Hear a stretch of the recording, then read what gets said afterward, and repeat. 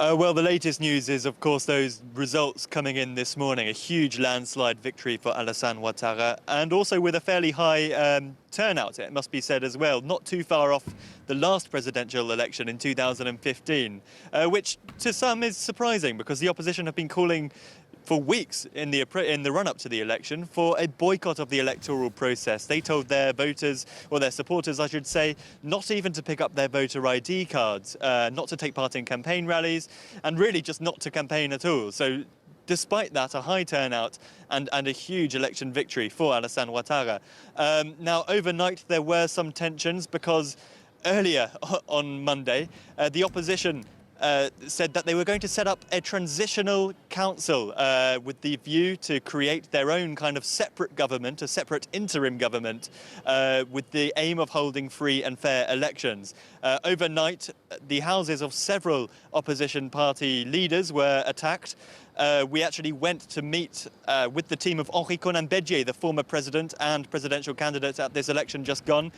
We met with his team and they showed us what looked like exploded tear gas canisters and stun grenades. They also showed us the CCTV footage of the attack on his compound, where we see flashes, we see people running, but it's quite hard to verify those images apart from what they've been telling us. Sam, there have been protests in the run-up to this election, sometimes violent protests. So what's the feeling on the streets like there now?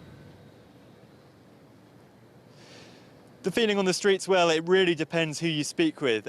Some people that I went out and met with this morning were extremely happy with how the elections went. They were proud to have fulfilled what they called their civic duty of going to vote.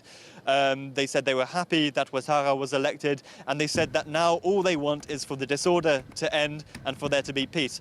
Others who I spoke with said that for them the election never happened. They don't consider this a real election because of the opposition's call for the boycott altogether of the electoral process.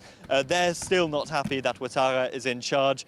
But it has to be said that things seem to be returning to normal. The streets are slightly quieter than you would expect on a Tuesday, but things are relatively calm despite the huge announcement that we had from the opposition yesterday. Sam, thanks for that. Sam Bradpiece there reporting from Abidjan.